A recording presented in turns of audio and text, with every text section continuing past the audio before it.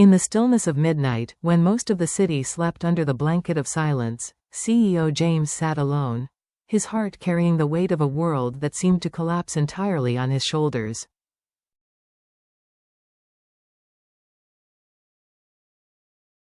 Outwardly, he remained composed.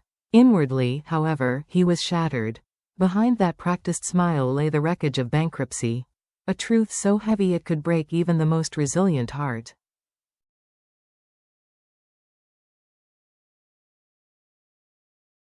James chose silence over confession.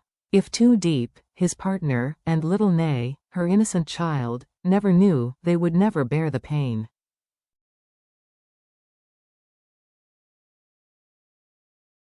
That was the vow he whispered to himself. But secrets, no matter how carefully hidden, have a way of unraveling.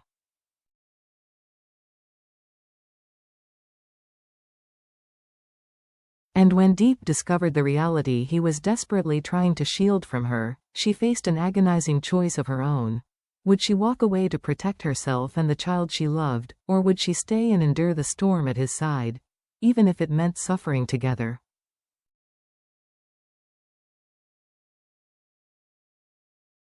A world collapsing in silence. At dawn, when the sky was still pale and the city had not yet stirred, James parked his car by a deserted roadside.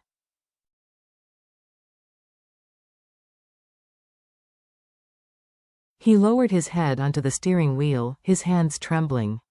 To the outside world, life marched on.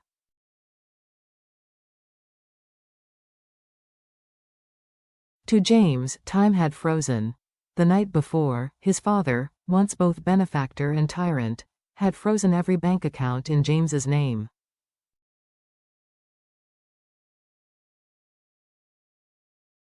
His corporate role stripped, his financial lifelines severed. Overnight, the empire he had carefully built vanished.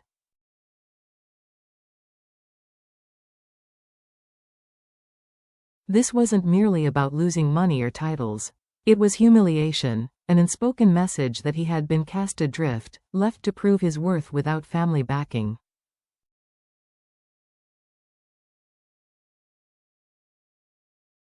He could have called his mother, begged her to speak on his behalf. He could have confided in Diep, who would have surely met him with tears, compassion, and the comfort of her embrace.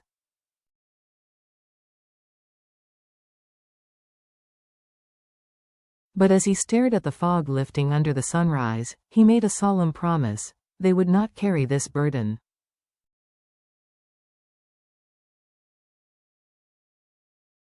Diep had already weathered enough hardship in her life. Little Nay deserved a childhood free from the shadows of adult struggles.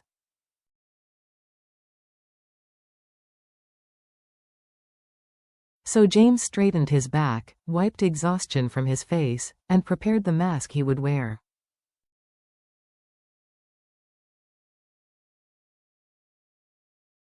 Pride, desperation, and unexpected support. That afternoon, his phone rang. It was his mother.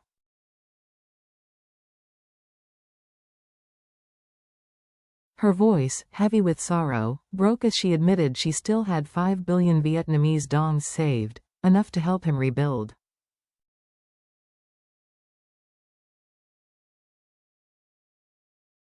James's pride wavered. Torn between desperation and dignity, he accepted only 3 billion, insisting she keep the rest.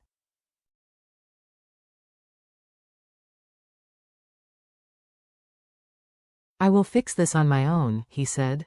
Yet inside, the crushing weight of uncertainty pressed on his chest.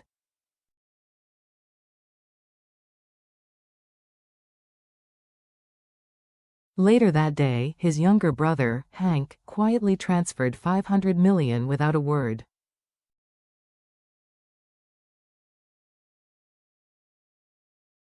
The gesture nearly undid him. Gratitude, guilt, and determination collided within James.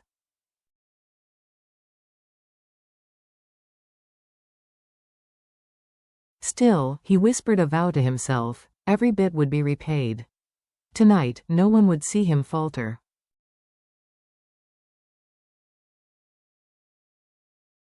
Whispers in the market. Meanwhile, in the small town market, Diep's hands were stained with earth from the morning's harvest.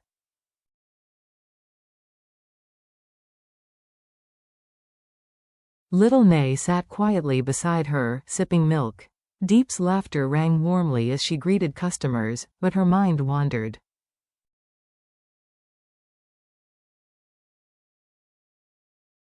She remembered the last time James had looked at her, his smile intact, but his eyes distant, carrying a weight he didn't share.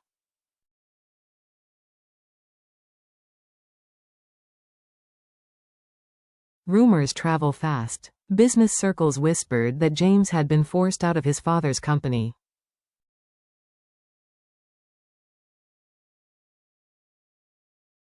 That his accounts were frozen.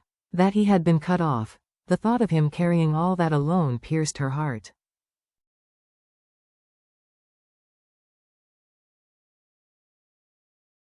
She knew why he stayed silent, to protect her and Nay. But one haunting question gnawed at her. Could their love survive the storm ahead? Or would she, for Nay's sake, have to walk away?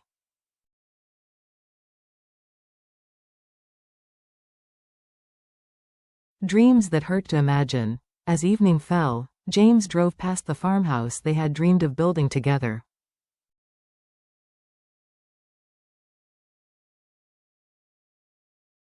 Its wooden beams glowed gold in the fading light. He imagined Diep and Nay waiting for him on the porch, their laughter filling the air.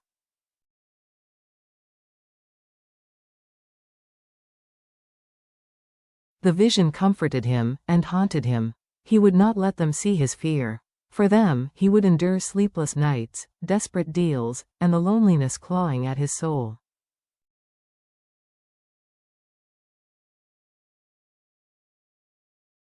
But a quiet dread remained. What if Diep discovered the truth, and chose to leave?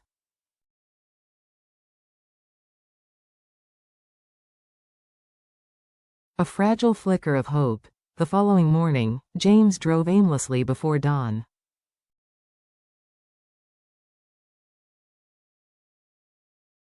Deals loomed like shadows. Debts snarled like storms in his mind.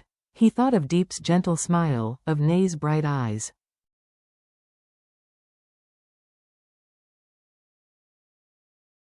He needed a lifeline. By mid-morning, he met his old friend Trang at a familiar cafe.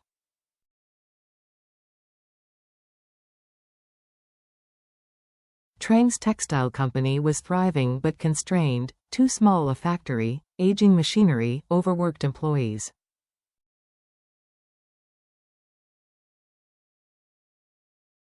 I offered you 20% last year for $3 billion, Trang reminded him. Now, $3 billion buys only 5%.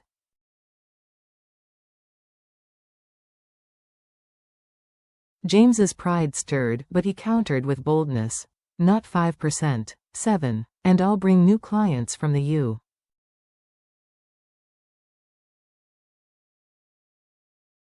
U.S. Restructure your operations, and manage part of the company myself. Trang hesitated, then extended his hand.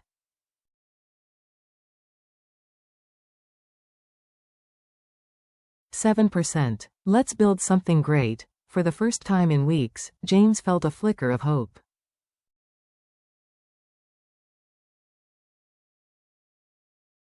It wasn't salvation. Not yet. But it was a step. A child's innocent question. At the market, Diep packed unsold vegetables with numb fingers.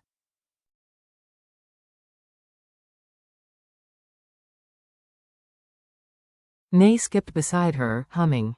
Will Uncle James come tonight? The little girl asked, her eyes wide with hope.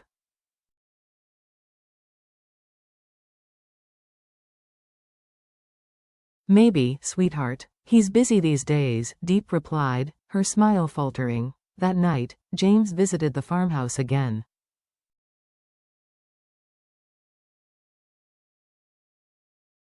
He touched the beams, imagining their future, the dinners, the laughter, the fireflies Nay might chase in the yard.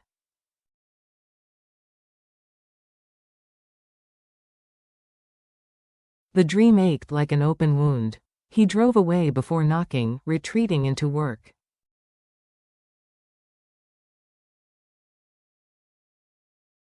But the question echoed in his silence. If Diep knew the truth, would she stay? Or leave?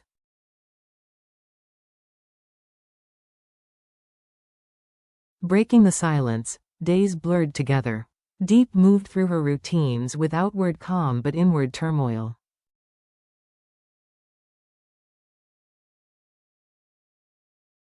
Nay, sensing the change, tugged her sleeve. Why doesn't Uncle James visit as much? Did we make him sad?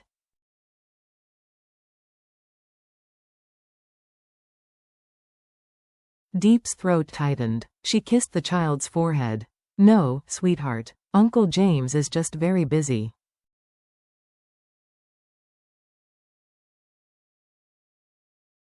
Sometimes grown-ups have big things to fix. That evening, James finally appeared.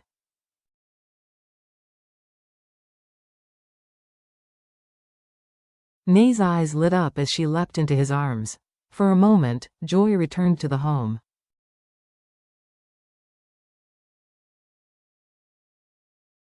But Diep, watching closely, saw the exhaustion etched beneath his smile. James, she said softly when Nay left the room.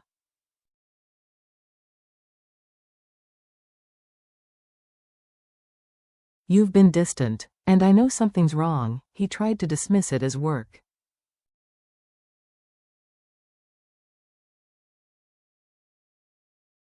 But Diep pressed on. I know about your father. I know you've lost the company.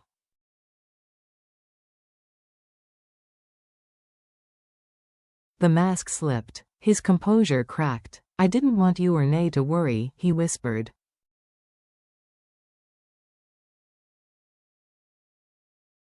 I can handle this. You don't need to suffer because of me. Her hands trembled as she reached for him.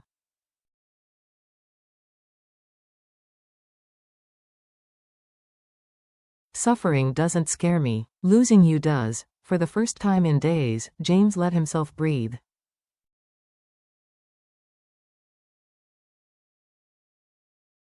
In her eyes, he saw not pity, but love. Unwavering, unshakable. And in that moment, beneath the dim light of their modest home, he realized he was not as alone as he thought.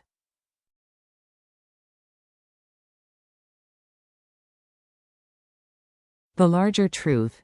James's story reveals a universal truth. Even the strongest can be brought to their knees by hardship.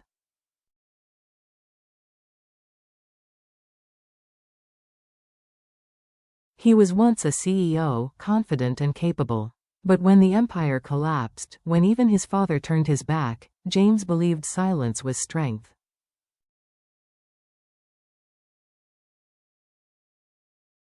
What he discovered was far greater. Love and trust are strongest when shared. Diep could have chosen the easy path, walking away when she learned the truth.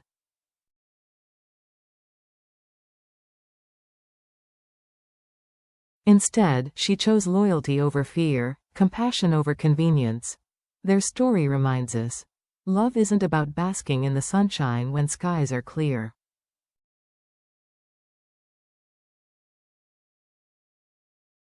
It is about standing together in the storm, even when the horizon looks uncertain.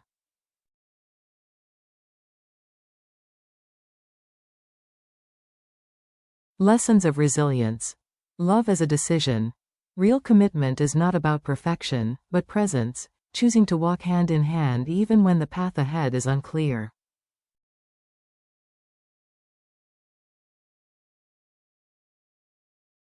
Strength in vulnerability. Letting others see our scars invites connection, and connection builds resilience.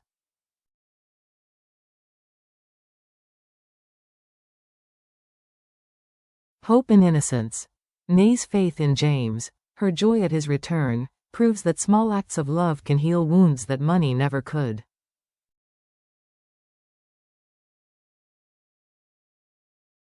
Redefining success. James thought his worth was measured by wealth and power. In truth, it was in his most vulnerable state that his bond with Diep deepened.